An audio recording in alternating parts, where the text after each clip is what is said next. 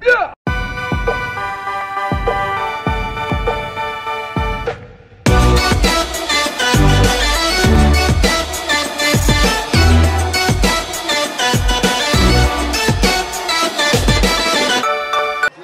Alors bonjour encore chers amis, on est dans cette émission, le salon des maîtres comme promu. Toujours un maître, et là aujourd'hui, nous venons visiter Maître Kwa, Saint-Unois, 6e dan Ouadolio. Et là précisément, nous sommes encore à la Cibouresse. Et là vous verrez que à ma droite, vous avez la voie qui vient de Giesco, et à ma gauche, la voie qui va à la Cibouresse. Et alors là aujourd'hui, comme le dit toujours le salon des maîtres, avant de nous remettre, restez connectés avec nous, avec Maître Kwa. Suivez-moi avant de Maître Kwa tout à l'heure.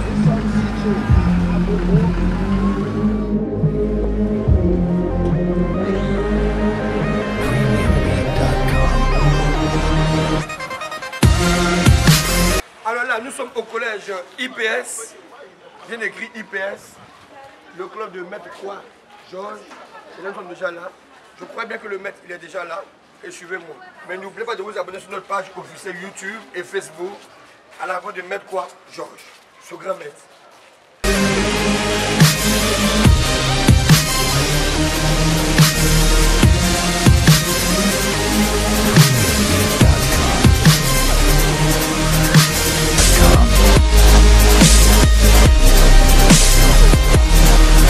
Ciao.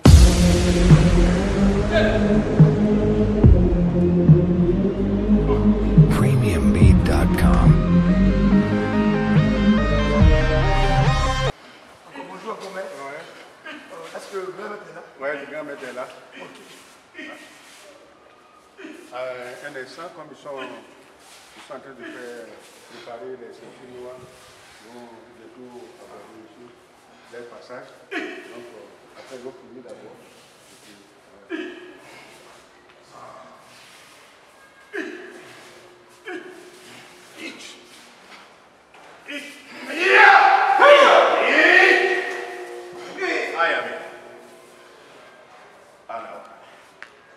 Yamé?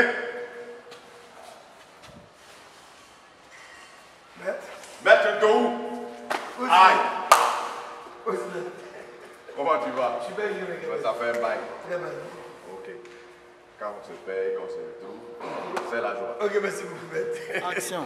Alors, comme vous êtes dans votre émission, le salon des maîtres, cette émission pour valoriser les maîtres, cette émission pour découvrir encore des maîtres. Et là, aujourd'hui, nous sommes encore avec Maître Kwa, Georges, et ça toutefois Tadé.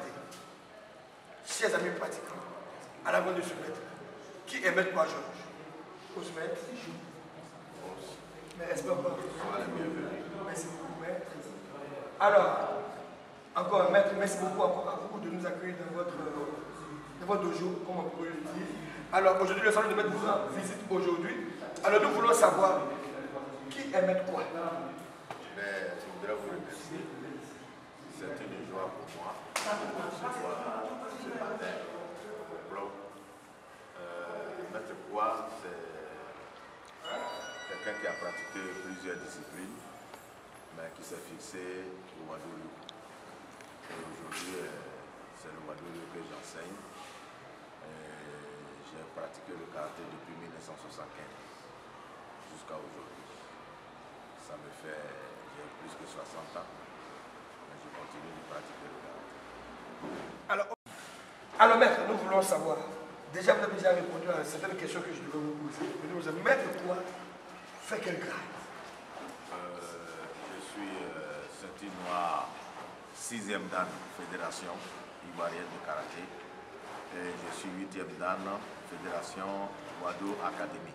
Alors, ok, comme il a dit, Saint-Unois 6e dan Fédération, Saint-Unois 8e dan Wado Academy. Alors, je tiens bien à préciser que Maître Kwa est ce maître-là qui m'a vu grandir.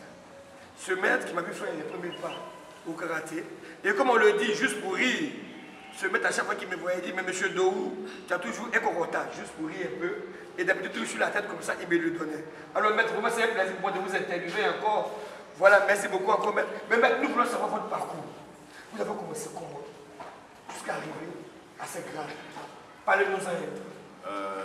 quand je commençais le karaté, j'étais au CM1. Quelle était la cause de cet apprentissage? C'est que quand j'étais petit, j'étais bagarreur. Et mon père, qui est lui-même ancien bagarreur, au village, il a construit la maison, mais le vieux a construit un dojo au village, dans la maison. Et en chaque vacances, il demandait à mon grand frère qui pratiquait le Shotokan de m'entraîner. Et lui-même prenait sa chaise pour s'asseoir et puis il suivait. Et c'est comme ça qu'à partir du CM1, lui-même il m'a inscrit dans les clubs. J'ai touché à plusieurs disciplines. Mais lorsque je suis arrivé à Abidjan, j'ai abandonné le Shotokan qui était ma dernière école et je me suis lancé dans le Wadou-Ryu. Et c'est par le Wadou-Ryu que j'ai avancé. J'ai participé à plusieurs compétitions. Ensuite, j'ai fait assez de voyages pour le karaté ivoirien. Et aujourd'hui, je suis dans ce club dans lequel je donne les cours. Alors, ok, maître, alors je vous dis merci. Alors voilà que j'ai une question qui me revient tout à l'heure. Alors, maître, vous avez fait des championnats, des compétitions. Mais nous voulons savoir, maître, lorsque vous devez monter au championnat, quand vous regardez derrière l'autre tatami, vous voyez un adversaire. Vous voyez quelqu'un qui, lui, quand il monte avec vous, qu'est-ce que vous ressentez? Qu'est-ce que vous avez? Qu'est-ce qui monte dans la tête, maître? Fallait nous aider un peu de cet adversaire-là, qui vous a marqué, qui vous a titillé un peu. En son temps, on s'entraînait, on faisait toutes les compétitions à Djamé, au sapeur-pompier. Et lorsque nous partons et qu'on nous annonce, se prépare, mettre l'élève temps. Est-ce que on peut voir les noms, l'élève temps? Bon, on donnait les noms. Là-bas, il y a Dejila Marcel. Bon, c'est un jeune qui m'a beaucoup pris aussi. Allez-y, allez-y. Donc, on donnait des noms. Bon, quand on nous appelle, bon, nous, au Wadou-Ryu, on avait notre style. Moi, j'avais un style américain. Je cherchais toujours à voir mon adversaire pour lui dire que j'allais le frapper. Okay. Et puis, on vient. Mais chaque fois qu'on montait au sapeur-pompier, tous les grands maîtres de l'époque, la vie, Père Alain le maître qui était à Boaké, qui est mort là, comment il s'appelle?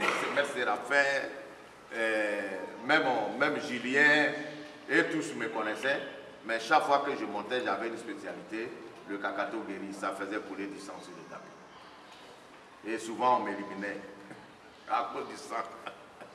Donc, ce qui m'a marqué dans mes compétitions, on est allé à la compétition un jour, et puis chacun vient avec ses supporters là. Donc j'ai frappé un coup sur cet adversaire-là. En descendant, mon pied a glissé dans la sueur. Et j'ai fait un grand écart. Étant à terre, mais l'élément, l'adversaire est venu m'allumer dans le dos ici. Les gens commençaient à crier. Ça dit que j'étais un peu frustré. Mais quand je me suis levé, j'ai regardé dans ses yeux, j'ai dit, tu es un homme mort. Je ne riais plus. Et quand moi je combats que mes yeux deviennent petits, c'est que toi tu es mort. Dès qu'on a dit à Jimé, Kakato sur sa tête, oui, il est tombé. Les jeunes de Yopougon aussi ont commencé à crier, lève-toi, tu vas combattre, lève-toi. Il n'a plus pris.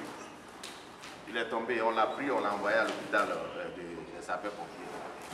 Donc, c'était quand même amusant, c'était intéressant.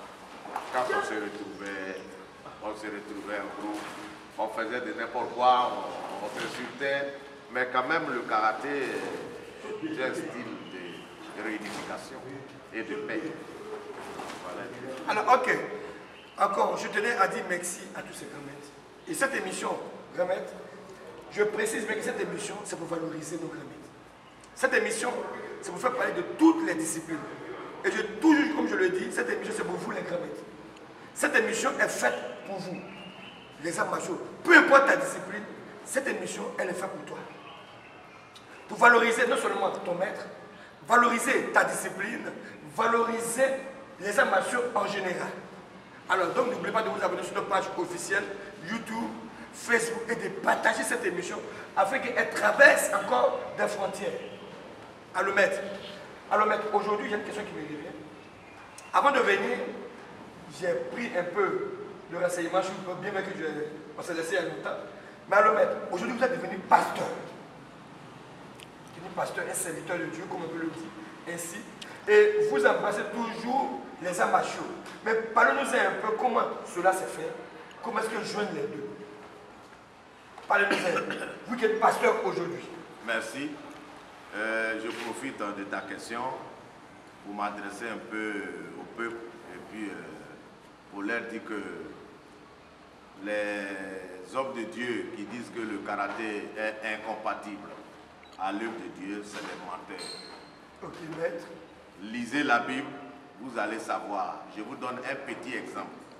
Jésus-Christ, aujourd'hui où je suis le maître de cette salle.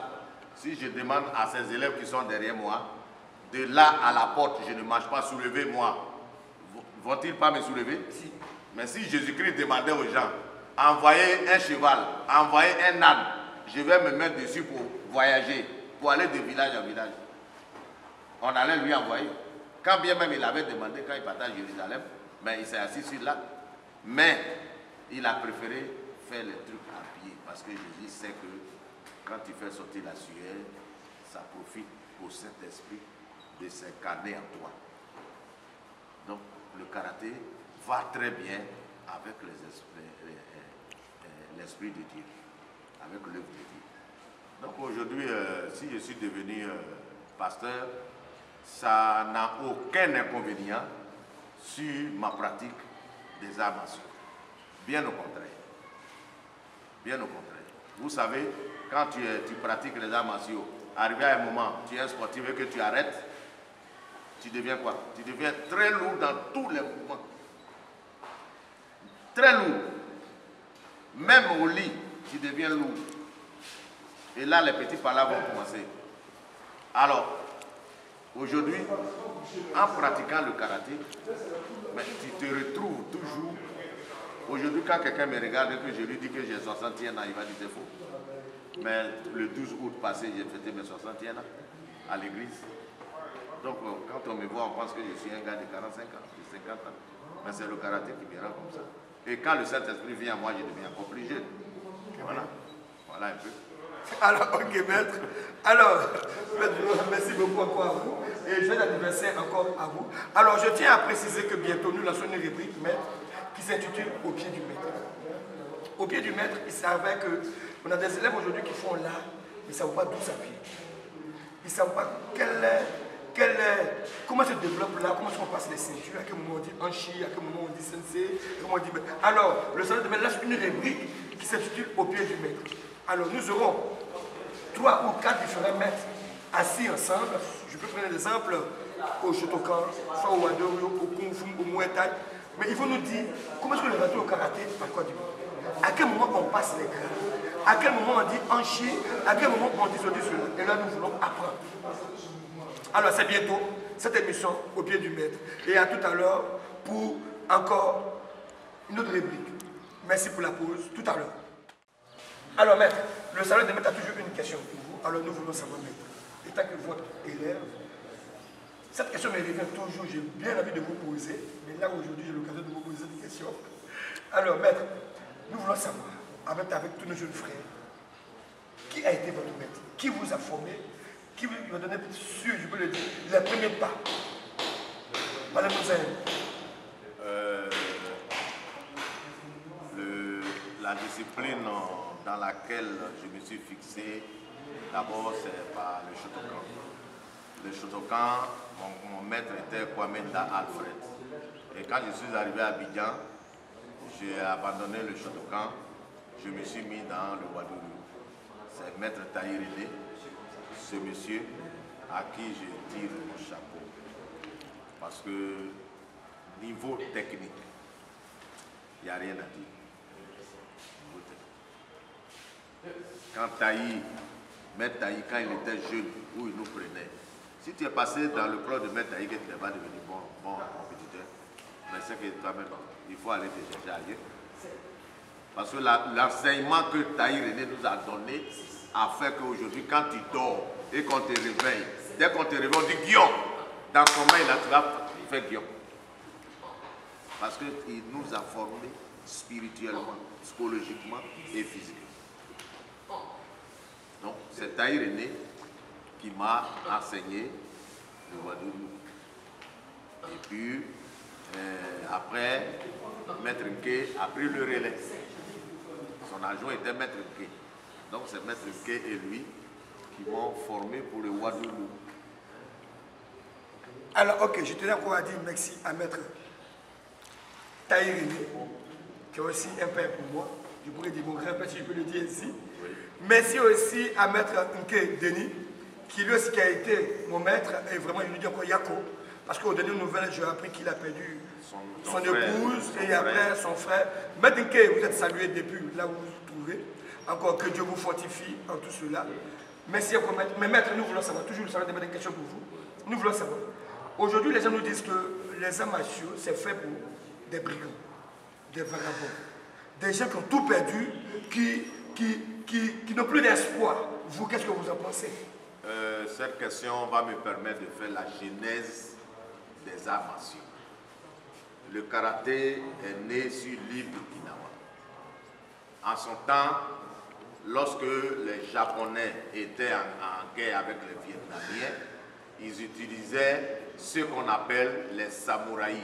Les samouraïs, c'était des gens qui étaient formés pour surveiller les gens de haut niveau. Et ceux-là, malgré que les Vietnamiens venaient avec les sabres pour les attaquer, mais ils coupaient la tête de leurs adversaires avec la main nue. Vous comprenez?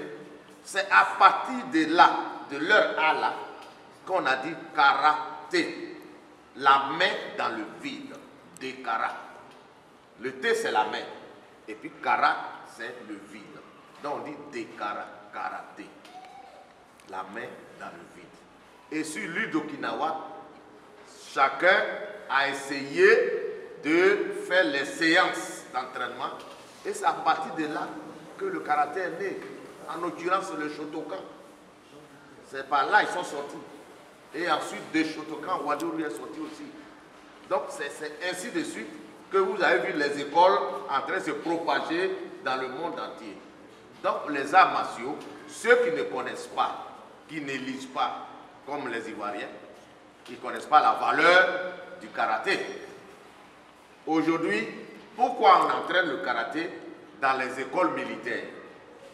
C'est par là-bas, depuis le Japon, depuis des années où nos parents n'étaient pas encore nés. C'est là que les arts martiaux ont été instaurés dans les écoles militaires pour que les militaires apprennent à se défendre. Vous voyez, aujourd'hui il y a un combat qu'on appelle combat corps à corps. C'est spécialement pour les militaires. Voilà. Mais ils font aussi de karaté. Donc c'est pour dire que ceux qui ne comprennent pas, qui ne savent pas, les militaires, les corps habillés que vous voyez, quand ils nous voient et ils connaissent la valeur, on leur enseigne ça à l'école, ils ont du respect pour les pratiquants des arts martiaux. Mais c'est les Ivoiriens qui pensent que c'est les brigands, mais il faut dire que ce n'est pas trop de leur faute, hein, parce que les premiers qui ont commencé à pratiquer en Côte d'Ivoire, ils ont pris ça pour faire le brigandage. Je veux parler des John Pololo, des Aké Raymond, et tout ça là, ils ont pris pour faire brigandage dans Yopougon. Comment t'appelles le jeune qui est mort là? Il y a un jeune là, j'ai oublié un peu son nom. Bon, tout ceux-là, ils pratiquaient le karaté. Hein. Mais à cause du karaté, ils ont préféré influencer les gens par le brigandage. Donc les gens, c'est resté dans l'esprit des gens que le karaté, c'est le brigandage. Sinon le karaté, c'est pas le brigandage. Le karaté, c'est un style éducatif. Un style très éducatif au plan spirituel, au plan physique. Alors maître, toujours, nous allons donner une question pour vous, nous voulons savoir, maître, vu votre génération et la génération d'aujourd'hui, d'autres maîtres nous ont fait savoir que la jeunesse d'aujourd'hui ne pousse pas, ils ne cherchent pas, ils ne vont pas à fond. Mais vous, qu'est-ce que vous en pensez? Je vais vous expliquer un petit fait pour l'orientation à votre question.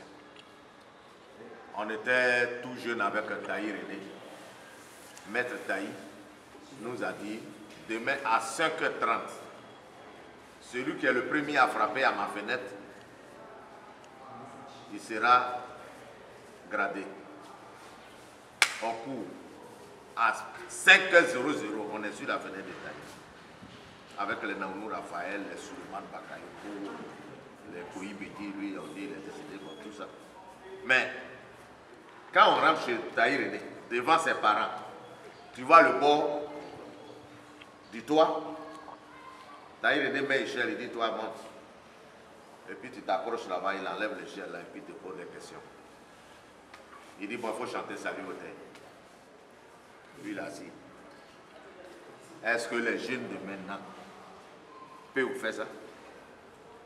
Tous ceux qui apprennent le karaté de nos jours, ils ne peuvent pas.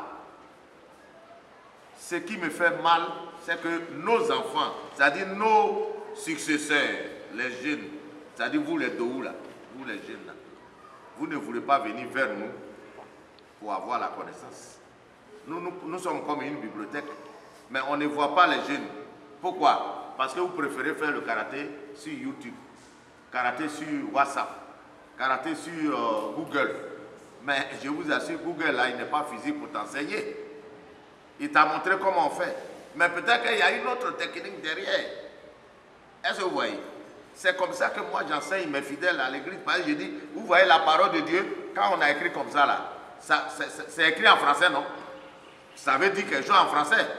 Mais au plan spirituel, derrière la parole, il y a quel esprit derrière cette phrase qu'il faut que les Ivoiriens comprennent. Aujourd'hui, on voit des gens qui pratiquent, ils vont... Bon, c'est comme si la jeunesse n'a plus besoin de nous. En tout cas, moi, ça me ronge, et ça, il faut que je dise la vérité. Je ne cache pas, ça me ronge. Parce que je veux donner ma connaissance avant de mourir. Mais comme les gens ne viennent pas, je serai obligé de faire sur les CD, les clés USB, et puis je vais me promener devant, vous allez payer.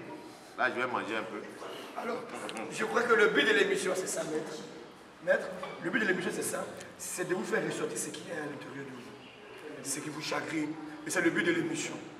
Les maîtres ont aussi besoin de nous. C'est ça. Nous devons apprendre et nous tourner devant vers les grands maîtres pour apprendre.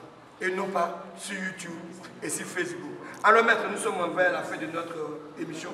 Alors si vous devez donner un conseil à vos enfants, donnez un conseil aux apprenants, regardez la caméra et en 1 minute, dites quelque chose. Bien sûr, je suis maître Kwa. Je voudrais d'abord remercier les teneurs de cette émission, en l'occurrence Maître Dohou, que Dieu te bénisse et qui t'accompagne dans tout ce que tu fais pour le réveil des arts martiaux en Côte d'Ivoire. Aujourd'hui, je vais m'adresser à la jeunesse. La jeunesse, moi quoi, personnellement, je n'ai pas besoin de votre argent ni quoi que ce soit. Venez, ce que j'ai appris qui est à moi là, venez prendre. C'est tout ce que j'ai. Venez prendre, vous allez prendre ça pour enseigner vos petits frères aussi. Parce que c'est très important qu'on parte vers les patriarches, les vieilles personnes qui ont déjà pratiqué.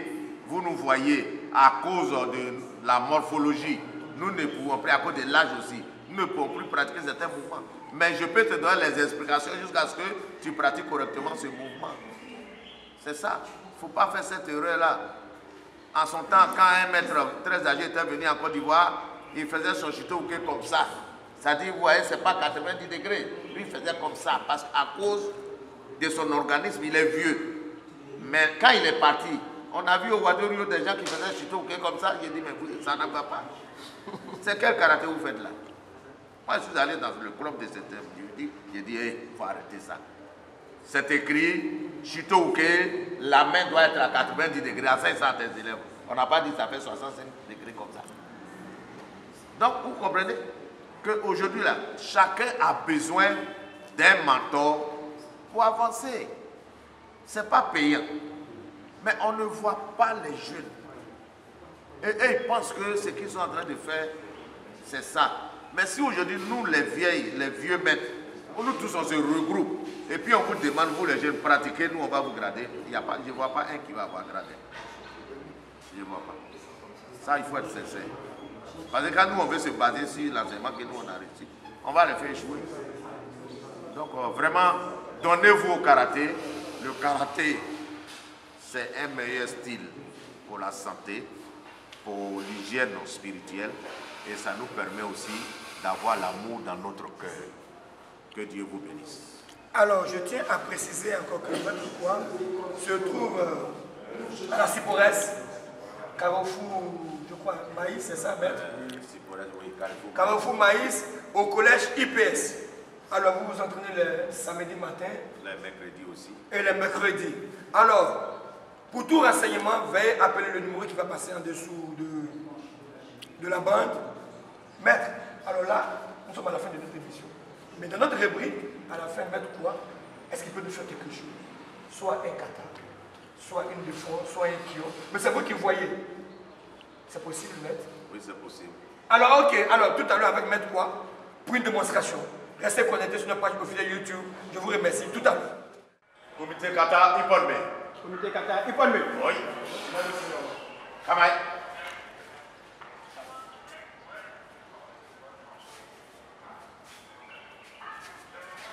Là, on reste là. Vous voyez, je suis allé juste avec une petite esquive pour attendre le coup de poing adverse qui va venir. Il va frapper un Gyakuzuki et je vais enrôler le mouvement. Et quand je frappe là, vous voyez, si c'est typiquement karaté ou adoryu, quand je fais le signe, on a fini le mouvement. Mais nous pratiquons aussi le jujutsu, le wado jujutsu. Alors, quand je vais ajouter le wado jujutsu, voilà le mouvement qui suit. Là, 1, je bloque. 2, je lance. 3, je le projette. Et je finis avec l'adversaire. C'est en ce moment qu'il va s'élever. Et puis, paf.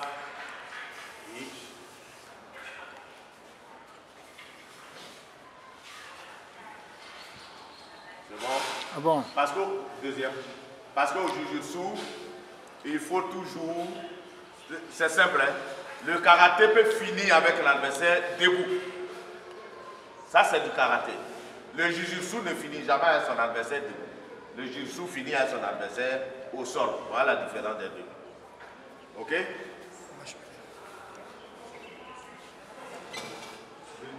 Deuxième avec le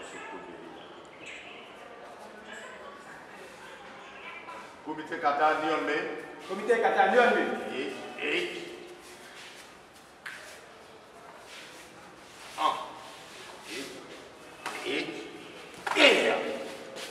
ça, c'est le côté karaté. Quand je vais ajouter le jujutsu, c'est 1,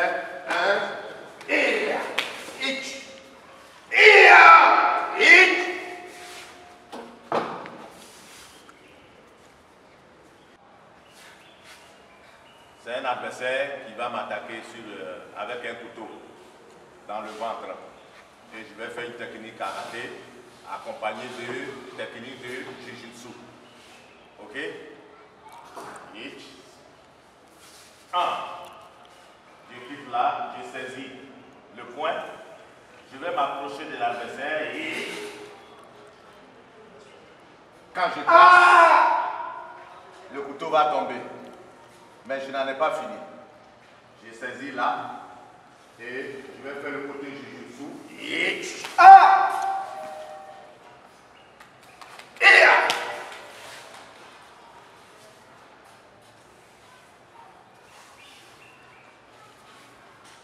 Alors, le salon des maîtres, toujours le salon des maîtres à la rue de notre grand maître. Et aujourd'hui, nous étions avec Maître Kwa. Et tout à l'heure, vous avez bien vu.